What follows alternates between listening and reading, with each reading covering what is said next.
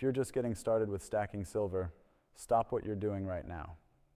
Because what I'm about to show you could save you from making the same costly mistakes that thousands of new stackers make every single month. And I'm not talking about small mistakes. I'm talking about errors that can cost you hundreds, sometimes thousands of dollars before you even realize what's happening.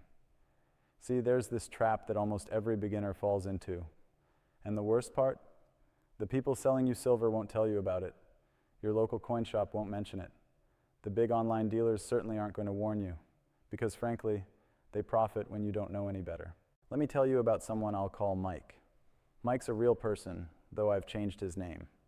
He came to me 6 months after he started stacking, and he was frustrated, really frustrated.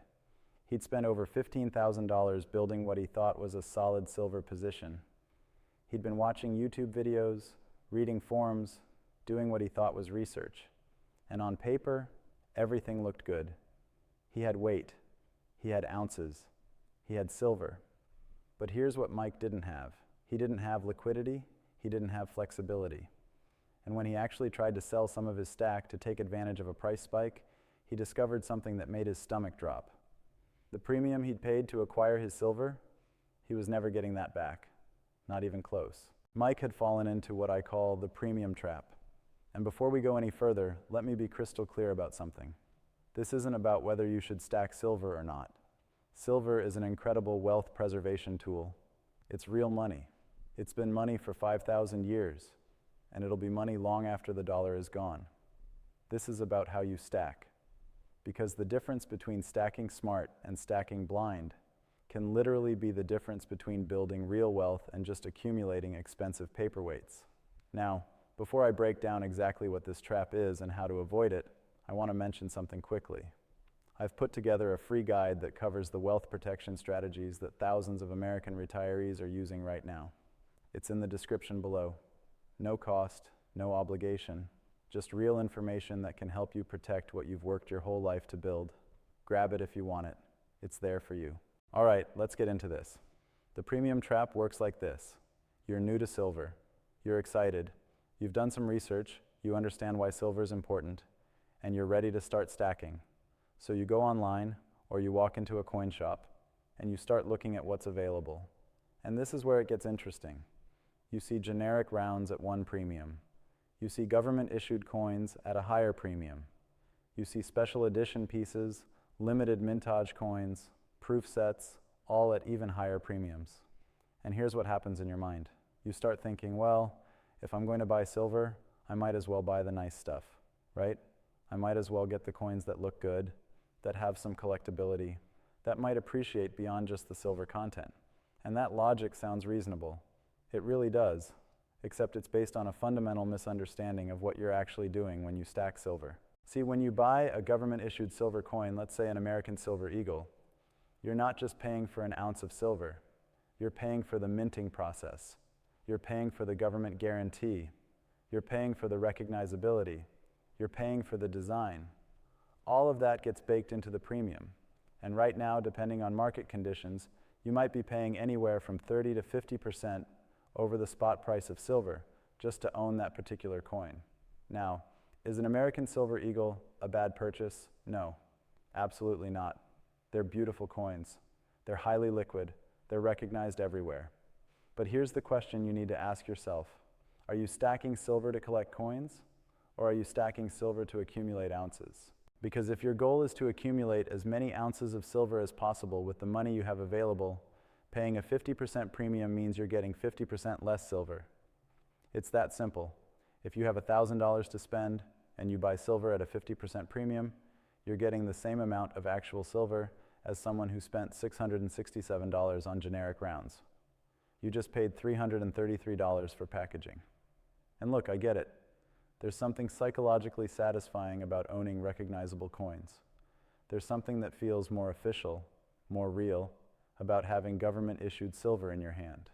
But you need to understand what you're trading for that feeling. You're trading ounces. You're trading weight. You're trading the actual thing that has value.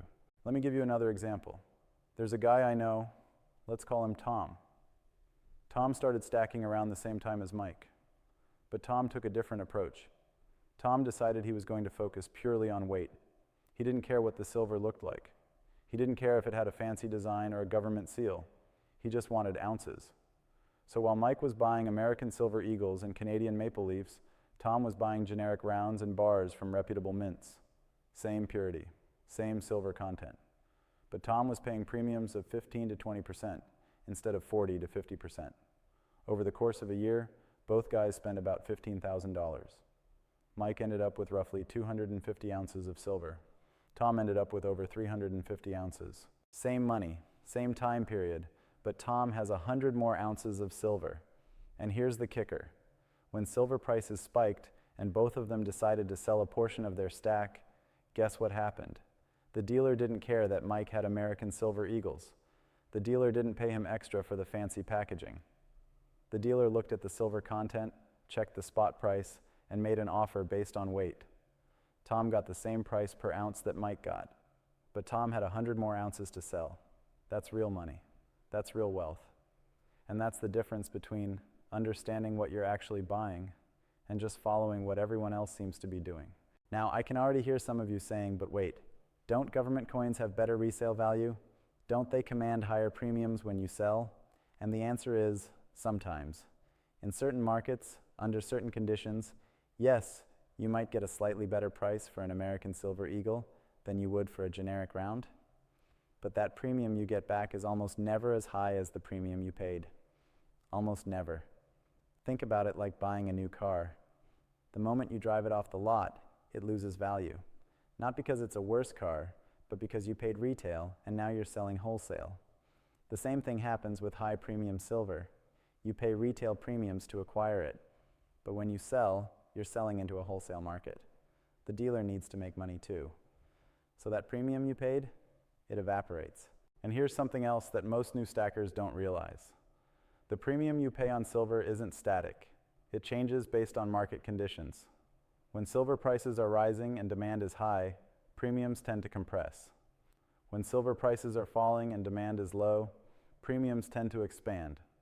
So if you bought high premium coins during a period of low demand, and you try to sell during a period of high demand when premiums have compressed, you're getting hit twice. You paid a high premium to buy, and you're selling into a low premium environment. This is exactly what happened to Mike. He bought most of his silver when prices were relatively low, and premiums were relatively high. Then when prices spiked and he wanted to take some profit, premiums had compressed because everyone was selling. The dealer looked at his American Silver Eagles, acknowledged they were nice coins, and offered him spot plus $2. Mike had paid spot plus $12 to acquire them. Now, does this mean you should never buy government-issued coins? No. That's not what I'm saying. What I'm saying is, you need to understand what you're buying and why. If you're buying American Silver Eagles because you want the recognizability, because you want the government guarantee, because you plan to hold them for decades, and you value the peace of mind that comes with owning official government silver, fine. That's a legitimate reason.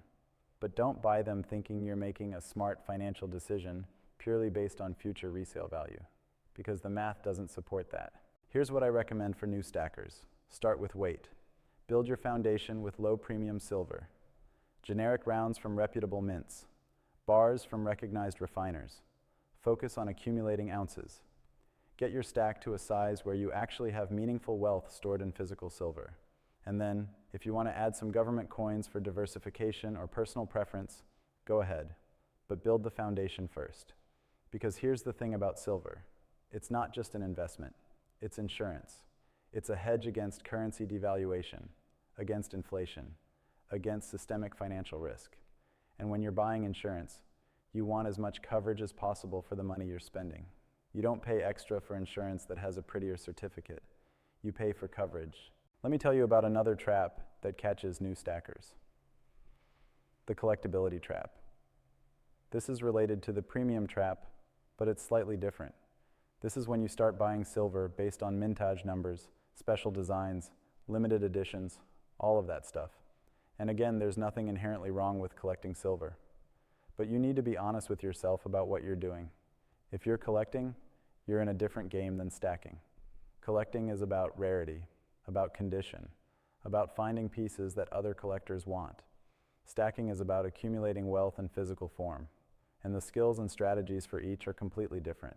I've seen people spend thousands of dollars on limited edition silver rounds because the mintage was only 5,000 pieces, or because it had a special design, or because it was part of a series, and they convince themselves that this is a smart investment, because surely, with such a limited mintage, the value will go up. Except it almost never does. Not in any meaningful way. See, the collectible coin market is driven by collector demand, and collector demand is fickle. What's hot today is forgotten tomorrow. That limited edition round that you paid a massive premium for, in 5 years, there's a good chance nobody cares about it anymore. The mintage is still limited. The design is still special. But if collectors have moved on to the next thing, your premium has evaporated. Meanwhile, the guy who bought generic silver has the same amount of silver you have, except he paid less for it. And when the financial system is under stress, when people are scrambling for real assets, nobody cares about mintage numbers. They care about weight, they care about purity, they care about silver content. This brings me to another critical point: liquidity. When you're stacking silver, you need to think about liquidity. How easy is it to sell what you're buying? How quickly can you convert it back to cash if you need to? And what kind of price are you going to get? Generic rounds and bars from recognized mints are highly liquid. Any dealer will buy them. The pricing is straightforward. It's based on weight and purity. There's no subjective evaluation of condition or rarity. It's simple. High premium collectible pieces, much less liquid. You might need to find a specific buyer who cares about what you have. You might need to wait for the right market conditions. You might need to accept a significant discount just to move the piece. And in a crisis situation, when you actually need to access the value of your silver quickly, that lack of liquidity can be devastating. I want to talk about another mistake I see constantly: buying silver in the wrong sizes. This might seem like a minor detail, but it can have a huge impact on your ability to use your silver effectively. A lot of new stackers, they see a 10-ounce bar or a 100-ounce bar, and they think, great, I'm getting more silver at once, the premium per ounce is lower, this is efficient. And from a pure acquisition standpoint, yes, larger bars often have lower premiums per ounce. But here's what you're not thinking about: divisibility. If you need to sell some silver, or if you need to use silver in a barter situation, or if you just want to take some profit on a portion of your stack, having all your silver in large bars is a problem. You can't sell half of a 10-ounce bar, you have to sell the whole thing. And if you only need the value of 5 ounces, you've just sold twice as much as you wanted to. This is why I always recommend that the core of your stack should be 1-ounce pieces, rounds, coins, whatever, but 1-ounce denominations. Because 1 ounce is divisible enough to be useful, but large enough that you're not paying excessive premiums. It gives you flexibility. Now, should you have some larger bars? Sure. If you're stacking significant amounts of silver, having some 10-ounce or even 100-ounce bars makes sense for efficient storage and lower premiums. But they shouldn't be the foundation of your stack. The foundation should be 1-ounce pieces that give you maximum flexibility. And on the flip side, I see people buying fractional silver, half-ounce rounds, quarter-ounce rounds, even 10th-ounce pieces. And the premiums on these are insane. You're often paying 50 to 100% over spot for fractional silver. And the argument is always, well, I want to be able to make small transactions. I want to be able to barter with silver in a crisis. Here's the reality. If we're in a situation where you're bartering with silver, the person you're trading with isn't going to care if your silver is in 10th-ounce pieces or 1-ounce pieces. They're going to care about the total weight. And you can make change with other goods or services. You don't need to pay 100% premium for the privilege of having pre-divided silver. Think about it this way. If you spend $1,000 on fractional silver at 100% premium, you're getting the same amount of actual silver as someone who spent $500 on 1-ounce rounds. You just paid $500 for convenience that you probably won't ever need. Now let me shift gears and talk about something that's even more important than premiums or sizes or any of that: storage and security. Because you can make all the right decisions about what silver to buy, but if you don't store it properly, if you don't secure it properly, none of that matters. I've talked to people who've had their entire stack stolen because they didn't think through security. I've talked to people who've lost silver to water damage, to fire, to simple misplacement. And it's heartbreaking, because that's real wealth that's just gone. Here's the thing about physical silver. It's physical. That's the whole point. It's not a number on a screen. It's not a promise from a bank. It's real, tangible wealth that you can hold in your hand. But that also means it's vulnerable to physical threats. Theft, damage, loss. You need to plan for that. And this is where a lot of new stackers make a critical mistake. They think, I'll just keep it at home, I'll hide it somewhere, it'll be fine. And maybe it will be, but maybe it won't. Because if someone breaks into your house, where's the first place they're going to look? Your bedroom, your closet, your safe if you have one. All the obvious places. Professional thieves know what to look for.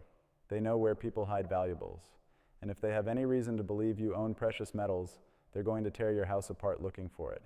And even if you've hidden it well, even if they don't find it, you're going to come home to a destroyed house, and the constant fear that maybe they did find it, maybe they'll come back, maybe you're not safe anymore. This is why I always recommend a layered approach to storage. Keep some silver at home for immediate access, but not all of it, not even most of it. Keep enough that you can access it quickly if you need to, but not so much that losing it would be devastating. For the bulk of your stack, you need to think about more secure options. A safe deposit box at a bank, a private vault facility, a well-hidden location that's not in your primary residence, somewhere that's secure, that's insured, that's not going to be the first place someone looks. And I know what some of you are thinking, but if I keep my silver in a bank, doesn't that defeat the purpose? Isn't the whole point of physical silver that it's outside the banking system? And yes, there's some truth to that. But you need to balance ideological purity with practical security. A safe deposit box at a bank is still your property. You still have physical possession. The bank can't lend it out or rehypothecate it. It's just stored in a more secure location than your sock drawer. Now, if you're really concerned about bank access, if you're worried about bank holidays or capital controls or any of that, fine. Use a private vault facility. There are companies that specialize in precious metals storage. They're not banks. They're not part of the traditional financial system. They just provide secure storage. Do your research, find a reputable one, and use them. The point is, don't keep all your silver in one place. Diversify your storage. Because if something happens to one location, you haven't lost everything. This is basic risk management, and it's something that a lot of new stackers don't think about until it's too late. Let me talk about another trap, the timing trap. This is when new stackers try to time the silver market. They wait for dips. They try to buy at the absolute bottom. They convince themselves that if they just wait a little longer, they'll get a better price. And here's the problem with that. You can't time the silver market. Nobody can. Not consistently. Not reliably. The people who tell you they can are either lying or delusional. Silver prices are influenced by so many factors. Industrial demand, investment demand, currency movements, geopolitical events, central bank policies, mining production, recycling rates. It's impossibly complex. So what happens when you try to time it? You wait. And while you're waiting, prices go up. And you think, well, I'll wait for it to come back down. And it doesn't. It keeps going up. And now you're in this psychological trap where you can't bring yourself to buy because you feel like you missed the opportunity. You feel like buying now would be admitting you were wrong to wait. Meanwhile, the person who just started buying consistently, who didn't try to time anything, who just accumulated ounces on a regular schedule regardless of price, they've been building their stack, they've been averaging in, and over time their average cost is probably pretty close to the average price. They didn't get the absolute bottom, but they didn't miss the boat either. This is called dollar cost averaging, and it's one of the most powerful strategies for building a silver stack. You decide how much you can afford to invest in silver each month, and then you buy that amount every month, regardless of price. Some months you'll buy when prices are high. Some months you'll buy when prices are low. But over time, you'll average out to a reasonable cost basis. And more importantly, you'll actually be accumulating silver instead of just watching prices and waiting for the perfect moment that never comes. Now let me address something that I know is on a lot of people's minds, the question of whether silver is actually going to go up in value. Because you can avoid all the traps I've talked about, you can stack smart, you can store securely, but if silver doesn't appreciate, what's the point? And here's my answer to that. If you're stacking silver purely as a speculation, purely because you think the price is going to go up and you're going to make money, you're doing it for the wrong reasons. Silver is not a get-rich-quick scheme. It's not a lottery ticket, it's wealth preservation. The reason to own silver is because it's real money. It's been money for thousands of years. It has intrinsic value. It can't be printed by central banks. It can't be devalued by government policy. It's a store of value that exists outside the traditional financial system. Will the price of silver go up? Probably. The fundamentals are incredibly strong. Industrial demand is increasing. Investment demand is increasing. Mine production is struggling to keep up. Central banks around the world are moving away from the dollar. The conditions for a significant silver price increase are all in place. But even if the price doesn't go up, even if silver just maintains its purchasing power, that's still valuable. Because everything else is losing purchasing power.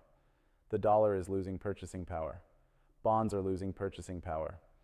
Even real estate in many markets is losing purchasing power when you account for maintenance costs and property taxes and all the rest. Silver maintains its value. That's the point. It's insurance against the devaluation of everything else. And if it happens to appreciate significantly, that's a bonus. But it's not the primary reason to own it. Let me tell you one more story before we wrap this up.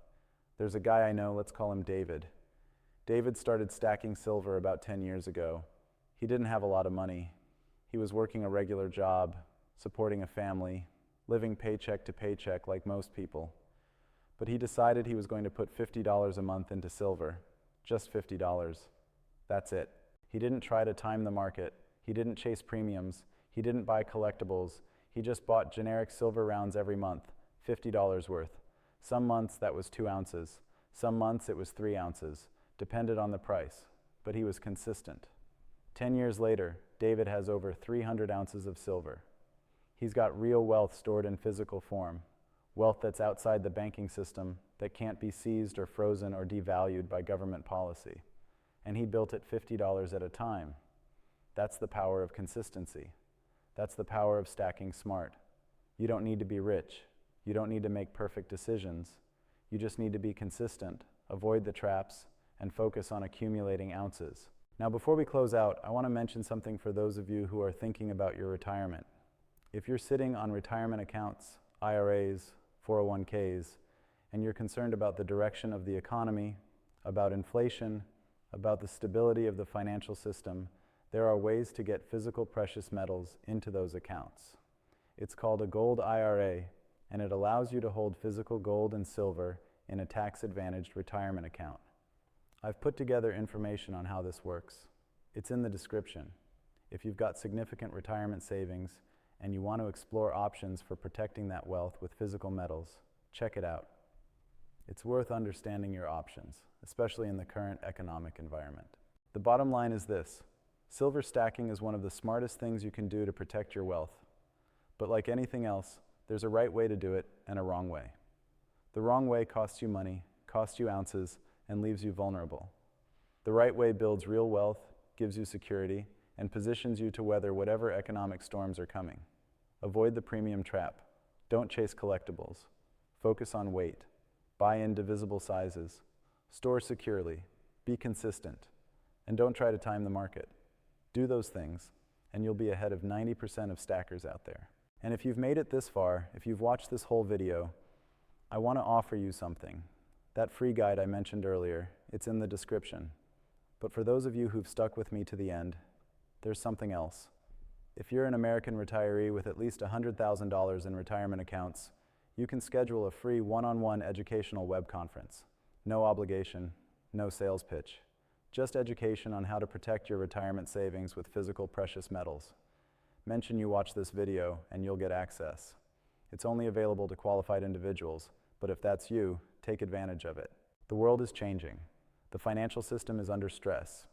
The dollar is losing its status as the global reserve currency. Central banks are accumulating gold at record rates. Industrial demand for silver is exploding while mine production struggles. The smart money is moving into physical precious metals. The question is, are you going to be part of that move, or are you going to wait until everyone else has already figured it out? Stack smart, stack consistently, and avoid the traps that catch everyone else. Your future self will thank you.